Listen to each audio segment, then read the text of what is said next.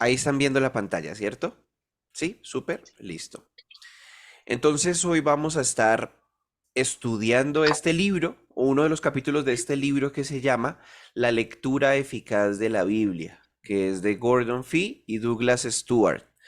Y vamos a mirar el capítulo número 5, que se llama Las narraciones del Antiguo Testamento, su uso apropiado.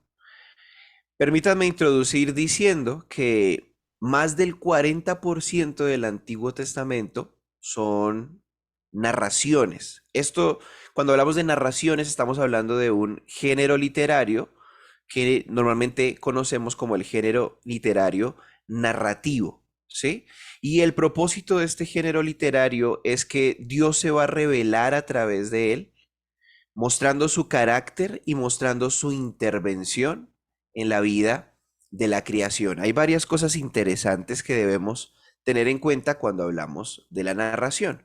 Y primero vamos a empezar tocando este tema de qué son las características o cuáles son las características de la narración bíblica.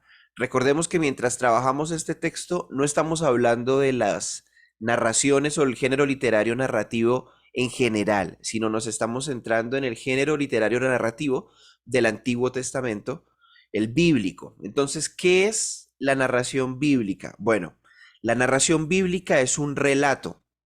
Ahora, ¿qué sucede? Cuando hablamos de relato, normalmente empezamos a pensar en historias ficticias, historias que son mágicas y mitológicas, pero no se trata de eso la narración. El relato realmente habla de una historia real, una historia que tiene un solo grupo de personajes y una sola trama. Y cuando pensamos en la escritura, podemos pensar en la gran historia de Dios.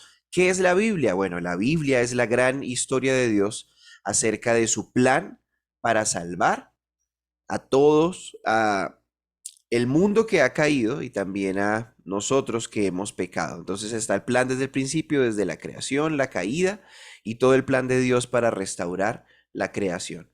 Y el propósito es claro, y quiero repetirles cuál es el propósito de las narraciones bíblicas. Es mostrar a Dios en acción dentro de su creación y en medio de su pueblo. ¿Qué es la narración entonces? Una sola gran historia con un solo grupo de personajes y una sola trama. Y se trata de Dios y su plan. ¿Y cuál es su propósito? Bueno, mostrar a ese Dios en acción, en su creación y en medio de su pueblo. Y cuando pensamos en las narrativas bíblicas, debemos pensarlas en tres diferentes niveles. Ustedes ven allí un círculo azul grande que alberga un círculo naranja más pequeño y que tiene un círculo amarillo todavía más pequeño, porque hay tres niveles de la narración bíblica que nosotros debemos tener en cuenta cada vez que nos acercamos a un texto del Antiguo Testamento que es del género literario de narración. ¿Cuál es el primer nivel? Bueno, el primer más amplio, mis hermanos, es el nivel superior. Y este nivel superior nos habla de una historia que es el plan universal de Dios, lo que conocemos como metanarrativa. Si usted no ha escuchado este término, la metanarrativa habla de todo el plan de Dios desde la creación hasta la restauración de todas las cosas y es la gran historia que se cuenta en la Biblia. Esta es realmente la gran historia que está yendo desde, como les digo, desde la creación, pasando por la caída, llegando a la promesa de redención, luego revelando a Cristo como el redentor, como aquel que va a redimir y restaurar todas las cosas y terminando en Apocalipsis en la culminación de la restauración de Dios de todas las cosas. Esta es la gran historia, la metanarrativa que encontramos en la Biblia. Y es el nivel superior al cual nosotros deberíamos prestar atención cuando nos acercamos a un relato narrativo. Sea cual sea el relato, sea la historia de José, sea la historia de Ruth, estemos leyendo Jueces, estemos leyendo Josué, estemos leyendo Primera, Segunda de Samuel, tenemos que tener en cuenta que ese relato pertenece a un nivel superior, un nivel que lo abarca todo y es el plan universal de Dios. Pero hay otro nivel medio al cual pertenecen los relatos narrativos y es el Israel o el pueblo de Dios. ¿Cómo se desarrolla la historia del pueblo de Dios a lo largo del Antiguo Testamento? Y ahí vamos desde Génesis mirando cómo el Señor llama a Abraham, cómo el Señor le hace la promesa de que a través de sus simientes serán benditas todas las familias de la tierra. Y luego de Abraham vemos la historia de los patriarcas y luego vemos cómo el Señor los lleva a Egipto, cómo el Señor permite que en Egipto Israel se multiplique y empiece a convertirse en un pueblo, y luego vemos cómo el Señor los liberta de Egipto en el Éxodo y los saca y forma un pueblo para sí mismo y los lleva al desierto buscando llevarlos a la tierra prometida y todo lo que sucede en el desierto, y luego cómo por medio de Josué ellos logran entonces conquistar la tierra prometida, ingresar a Canaán. Y luego de que ellos ingresan, lo que vemos ahí en adelante es el relato de el pecado constante de Israel y la paciencia de Dios que los llama al arrepentimiento tantas veces por medio de los profetas y el pecado reiterado de Israel, a tal punto que llega el exilio del reino del norte, luego el exilio del reino del sur, es decir, la destrucción total de Israel, y al final la restauración posexílica, después del exilio que Dios ha prometido, para volver a traer a su pueblo a la tierra prometida, a este pueblo de Israel. Entonces este es el segundo nivel de la narración bíblica, porque cada relato de los que les mencioné ahorita tiene parte no solamente en el nivel superior, sino también en el nivel medio, que habla de la historia del pueblo de Dios o de Israel. Y luego tenemos el nivel inferior, el nivel más bajo, que son las pequeñas narraciones que componen los otros dos niveles. Entonces, cuando hablamos de José siendo vendido como esclavo, esta narración es un nivel inferior. Es una pequeña narración que va a componer un nivel mayor, que es la historia del pueblo de Dios, de Israel, y que esta historia del pueblo de Dios o de Israel va a componer un nivel aún mayor, que es el plan de Dios para restaurar todas las cosas que se han dañado en su creación por causa del pecado. Así que debemos tener muy en cuenta esto a la hora de acercarnos a un texto narrativo.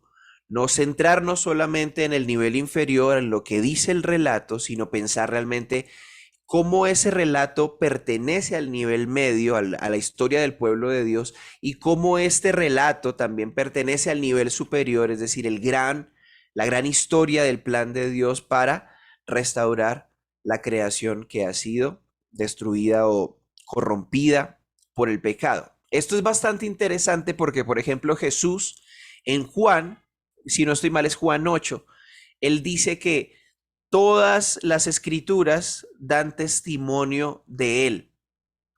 Y entonces nosotros pensamos, bueno, si todas las escrituras dan testimonio de él, ¿cómo es que se da testimonio de él en Ruth, por ejemplo?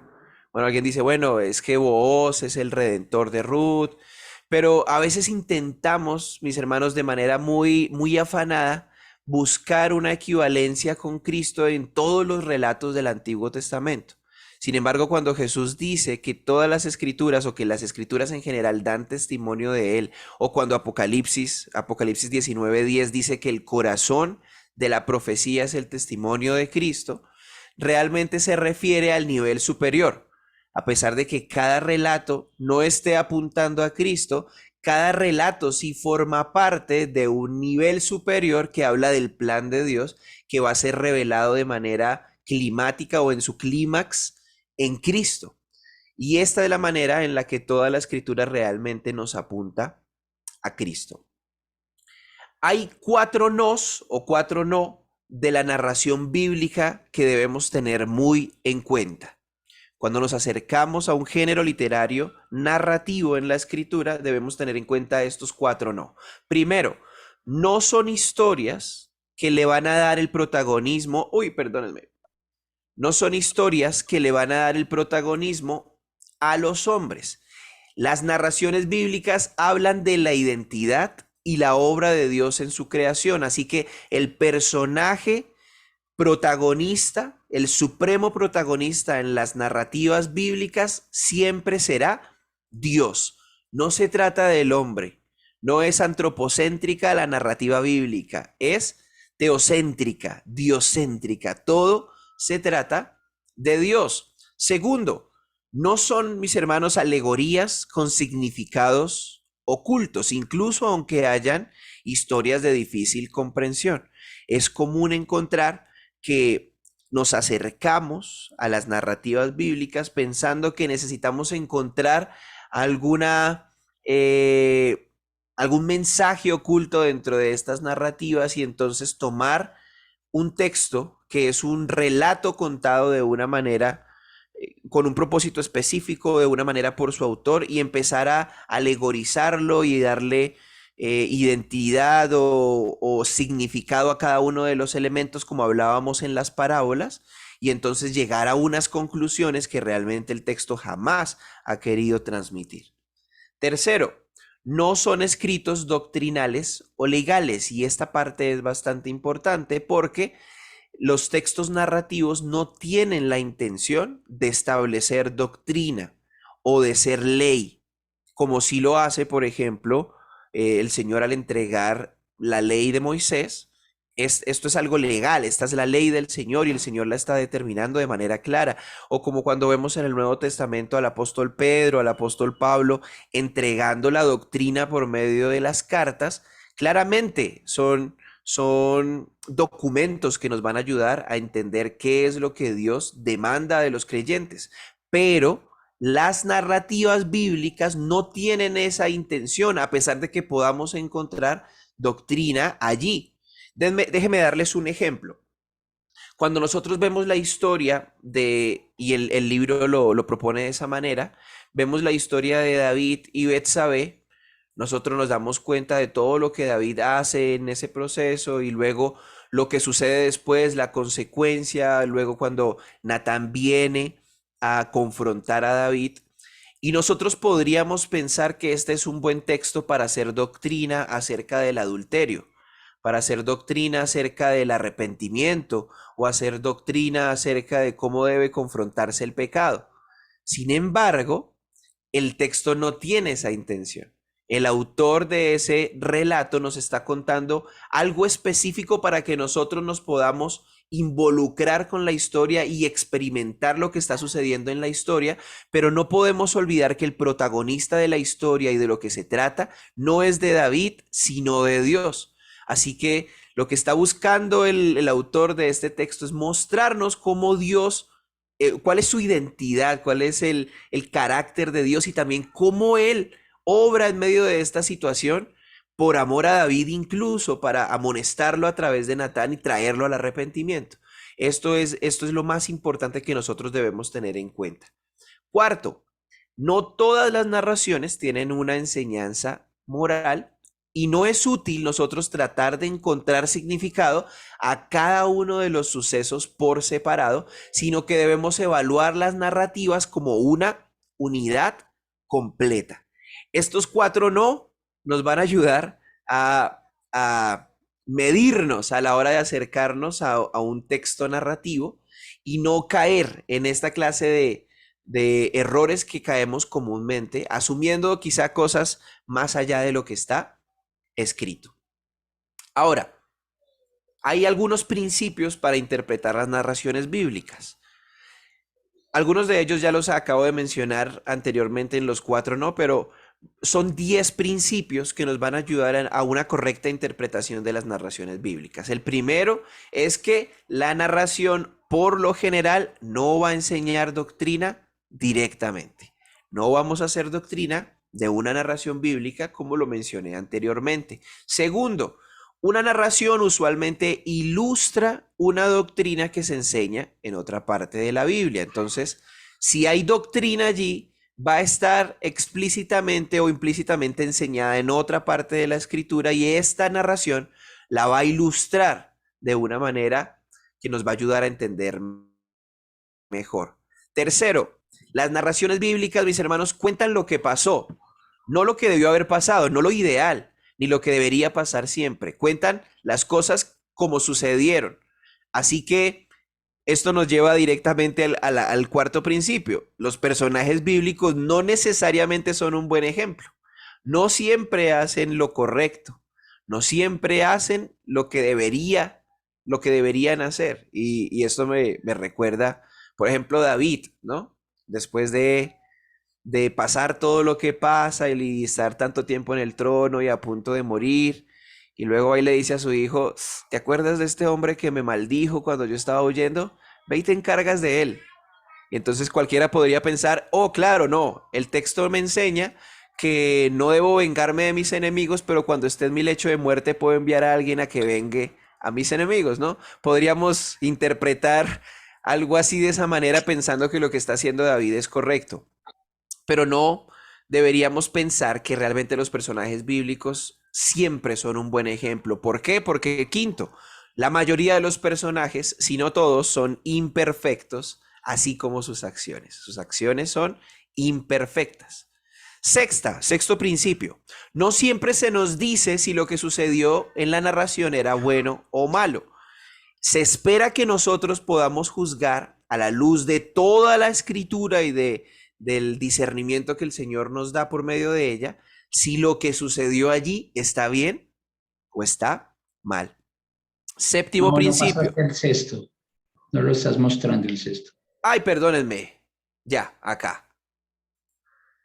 Entonces no se nos dice siempre si fue bueno o malo. Séptimo, todas las narraciones son selectivas e incompletas.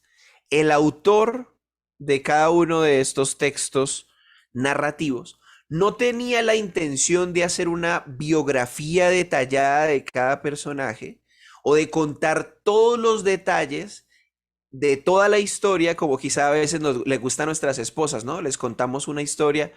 No, pero cuénteme los detalles, cuénteme, no, pero qué dijo tal persona, no, pero qué cara hizo. El autor no tiene esa intención. El autor es selectivo con lo que va a contar. Las historias están incompletas, pero el autor tiene un propósito que no debemos olvidar, que se trata del carácter y la obra de Dios en medio de su creación, porque Dios es el sumo protagonista. Noveno principio, pueden enseñar explícitamente o implícitamente, ambas, ¿sí?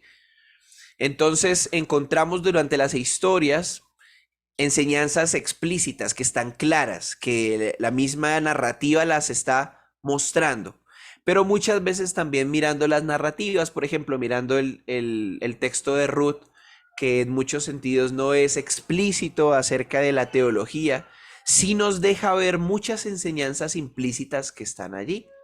Y debemos prestar atención a estas dos cosas, tanto a la enseñanza explícita como a aquello que está implícito allí y que no es que yo estoy alegorizando o forzando a que signifique, sino que está allí implícito y que realmente puedo comprender leyendo toda la unidad del texto. Y décimo principio para la interpretación, nunca lo podemos olvidar, Dios siempre es el héroe o protagonista de las narrativas bíblicas. El protagonista principal, el héroe, siempre es Dios. Muy bien, quisiera que miráramos el ejemplo de José. Yo sé que todos los que estamos acá en algún momento hemos leído la historia de José una o muchas veces. Y quisiera hacer algunas preguntas acerca de la historia de José. La historia de José está en Génesis 37 y luego Génesis 39 al 50. ¿Quién es el protagonista en la historia de José? Bueno, ya les di una pista en la anterior parte de la exposición, pero cuando nos acercamos o nos hemos acercado anteriormente a esta historia, ¿quién pensamos que es el protagonista? ¿Dónde o en quién deberíamos centrar nuestra mirada cuando leemos este relato? Y déjenme darle algunos ejemplos en lo que podríamos caer. Sí, hay muchas cosas que Jacob hace bien, pero hay muchas cosas que Jacob hace mal. Por ejemplo, el hecho de tener favoritismo con uno de sus hijos en detrimento de los otros y provocar lo que provoca, porque el odio de los hermanos de José se provoca por el favoritismo que su padre está dando a José. O podríamos centrar nuestra mirada también en Potifar y pensar, bueno, este es el hombre que Dios usó para levantar a José o para llevarlo a este lugar, pero realmente él está esclavizando a un hombre, está tomándolo como su esclavo y aprovechándose de él para cuidar lo que es su casa, ¿no? Y luego tenemos al carcelero, es el carcelero que ni siquiera se menciona el nombre. Creo que no deberíamos poner nuestros ojos allí o pensar que allí está el protagonismo, ni mucho menos en José. Y esta parte es bastante interesante, ¿no? Porque nosotros solemos buscar entonces cada acción de José para interpretarla de manera personal y buscar una enseñanza o una manera en la que nosotros pudiéramos replicar lo que fue José. Y yo a veces he pensado esto, bueno, tenemos a José en plena tentación, ¿no? Y todos conocemos la tentación de José. Recuerden que el relato no nos cuenta todo. Y yo siempre me he hecho una pregunta. Bueno, ¿por qué José llegó a tal punto de estar en el cuarto con la esposa de Potifar o estar allí y quedar desnudo? ¿Alguna vez usted ha pensado eso? ¿Será que José en cierta medida se dio 70% a la tentación y luego ya se vio tan alcanzado que corrió? Porque normalmente mostramos a José como no, el varón que venció la tentación y huyó. Pero recuerden que salió desnudo. Entonces, ¿qué tanto huyó de la tentación? ¿Sí? Ahora, la respuesta a la tentación es huir de la tentación, porque si fuera así y esto fuera doctrina, Jesús hubiera tenido que salir huyendo del desierto. ¿O qué hubiera hecho Adán y Eva? ¿Qué tenían que hacer ellos? ¿Huir del jardín del Edén porque allí estaba la tentación? O quizá la respuesta no es esa, o no se trata de eso el relato.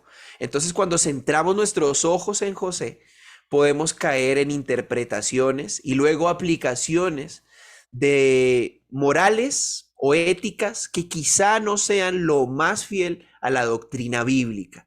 Y es algo que nosotros deberíamos tener en cuenta. Tampoco vamos a poner nuestros ojos en el faraón ni en ninguno de los personajes que está allí, porque todos son imperfectos y los relatos son selectivos e incompletos. ¿Qué debemos buscar? Debemos buscar la obra de Dios en y a través de José, y no debemos buscar lecciones morales para replicar.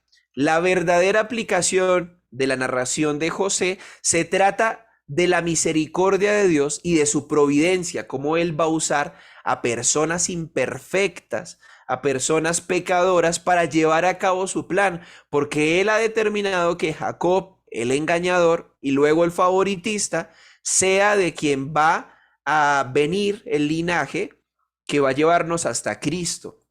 Entonces Dios lleva a cabo su plan en medio de estas circunstancias para crear un pueblo para sí mismo, llevarnos a reconocer su soberanía, ayudarnos a respetar su voluntad y ayudarnos a confiar en su providencia. Esta es la verdadera aplicación de esta narración, por ejemplo, en la historia de José. Y permítanme terminar con estos 6 errores de interpretación más comunes cuando nos acercamos a la narrativa bíblica. Hay 6 errores que cometemos con mayor frecuencia. El primero de ellos, como ya mencioné, alegorización, alegorizar. Como hablábamos en las parábolas, ¿recuerdan? Recuerdan que mencionábamos que en las parábolas a veces tomamos elementos independientes y queremos darles un significado. Bueno, así lo hacemos también en los textos narrativos y queremos tomar elementos aislados y darles un significado y aplicarlo a nuestra propia vida. Y la mayoría de veces esto sale mal. Esto sale mal a la hora de interpretar el texto. Segundo, descontextualización. ¿Qué hacemos?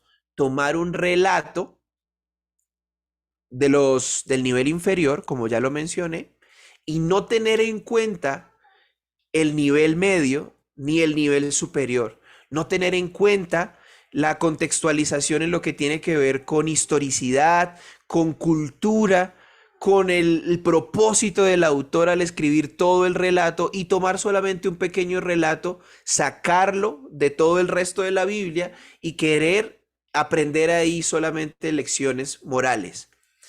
terminamos cometiendo un grave error porque perdemos de vista la gran historia y el gran propósito de Dios al revelar ese pequeño relato. Tercero, selección arbitraria. ¿Qué hacemos muchas veces, mis hermanos? Muchas veces hemos tomado textos de manera arbitraria para justificar cosas que nosotros queremos hacer o decir. Y entonces tomamos, es que yo estoy haciendo esto porque Josué hizo esto para conquistar la tierra prometida, entonces yo tomo eso de manera arbitraria para ponerlo en mi vida y decir, por eso yo estoy justificando, o con este texto yo justifico lo que estoy haciendo. Y recuerden que los textos narrativos no tienen ese propósito y no podemos sacar un relato pequeño de contexto ni elegirlo arbitrariamente para justificar nuestras acciones. Cuarto, combinación falsa. ¿Qué hacemos? Tomamos un elemento aislado de una parte de la narración y otro elemento aislado de otra parte de la narración que no se relacionan entre sí y los unimos a la fuerza para justificar también algo que queremos decir, ¿sí? Entonces vamos a tomar un elemento de acá y otro elemento de acá y quiero hacerlos coincidir. Y tienen que coincidir porque yo digo que tienen que coincidir. Y realmente no. Cada elemento, cada narración tiene un contexto, tiene un bagaje, tiene conexiones reales y otras conexiones que no están allí y que yo no debería forzar. Quinto, nuevas definiciones. Hay cosas que se dicen en la escritura que son duras en la narración y tenemos la tendencia a querer interpretarlas o darle una nueva definición para que no suene tan dura. El autor del libro ponía este ejemplo. Cuando la Biblia dice en los evangelios, ay de los ricos. Y entonces él dice, no, a veces queremos decir, no, ay de los ricos, no. Hay de los que tienen mucho amor por el dinero. Entonces queremos dar una nueva definición de lo que está escrito para que quizá el auditorio que esté escuchando este ay de Jesús no diga ay y se ponga frío, ¿no? Sin embargo, muchas veces tendemos a hacer eso, a hacer nuevas definiciones con lo que está escrito allí porque nos puede parecer muy brusco o el auditorio puede sentirse de pronto ofendido y podemos caer en el error de poner nueva definición a algo que ya está definido o revelado por Dios de esa manera. Y sexto, autoridad extra bíblica, y esto es tener una fuente externa como clave de la interpretación bíblica. Un ejemplo que yo he visto mucho y que por mucho tiempo abracé y que luego tuve que arrepentirme era, por ejemplo, Génesis 6 dice que los hijos de Dios se involucraron con las hijas de los hombres y entonces de allí nacieron los varones de renombres y nos dice el texto entonces que eran héroes de la antigüedad. Y hay muchas personas que toman Génesis 6 para hablar que estos hijos de Dios con hijos de hombres eran relaciones que mantenían ángeles con humanos y que habían creado criaturas mutantes o criaturas que eran gigantes y que estos habían surgido de la relación, como les digo, entre ángeles, demonios, ángeles que se rebelaron contra Dios y mujeres. Y entonces, ¿por qué lo interpretan así? Lo que pasa es que cuando usted lee el libro de Enoc habla de esto y cómo los demonios le dieron conocimiento a los humanos para que se rebelaran contra Dios. ¿Y qué terminamos haciendo? Tomando una fuente extra bíblica, algo que no es canónico, y tomándolo como clave para reinterpretar la escritura. Y esto se ve mucho, mis hermanos. Yo lo he visto mucho y por eso pongo este ejemplo en específico, porque es un error de interpretación. Cuando leemos Génesis 6 es un relato, está contando una parte selectiva e incompleta de lo que sucedió, pero está contando lo que sucedió en la época de Noé y luego lo que sucede con el arca de Noé. Pero no podemos usar un elemento externo a la escritura para darle significado a la escritura. Y eso debemos tenerlo en cuenta. Estos son los 6 errores más comunes de interpretación. Y con esto terminamos nuestra exposición el día de hoy. Gracias por su tiempo, mis hermanos, y que el Señor nos ayude a acercarnos a estos textos narrativos de una manera correcta, entendiéndolos en su contexto, entendiendo las dificultades de interpretación que ellos mismos tienen y pudiendo nosotros interpretar estas pequeñas historias o estos pequeños relatos a la luz de la gran historia que es el plan de Dios para redimir a su pueblo.